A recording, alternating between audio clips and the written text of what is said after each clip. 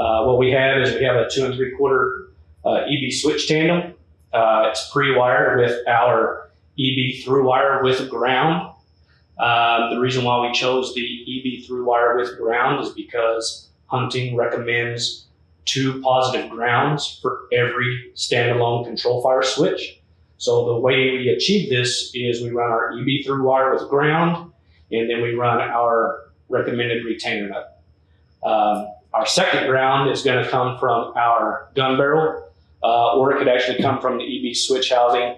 However you guys prefer to do it, just make sure that you do have 2 positive grounds going to your ControlFire switches. Here with block, we're going to place it inside of our detonator safety tube, just making sure we follow all safety precautions as you would do on your field locations. Once that's done, the first step I like to do is take the first ControlFire switch that is going to be designated for the gun, and I like to go ahead and prep it and get it installed on the gun barrel first. So while you're doing this, keep in mind that you can cut your yellow wire, white wire, your conductor, what color of conductor wire you're running.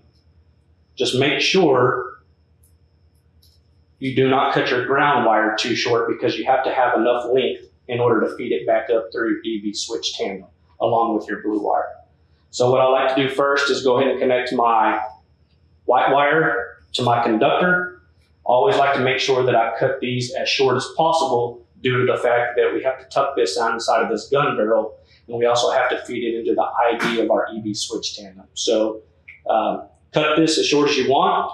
Maybe you leave yourself a little bit of extra just in case you have a mishap, but I like to give myself a lot of leeway when it comes to packaging this all together and stuffing it up inside the bottom of this gun barrel. So today we're going to be using Scotch locks.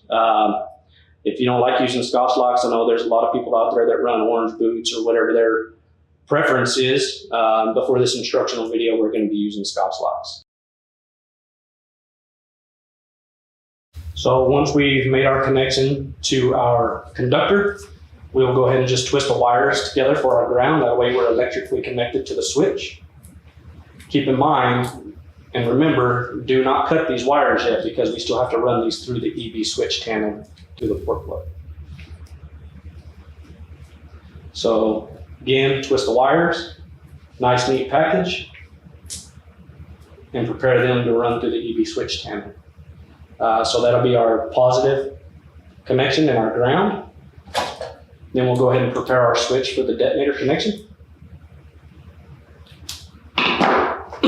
So again, when we're connecting the detonator, we want to cut these leads as short as possible, because again, we have to package this in a small enough set in order to get it through our EB switch board.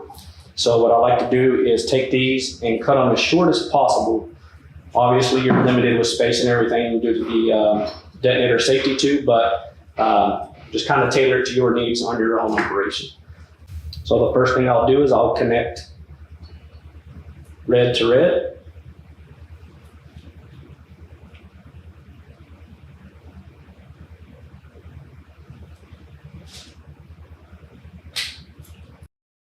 And green to purple.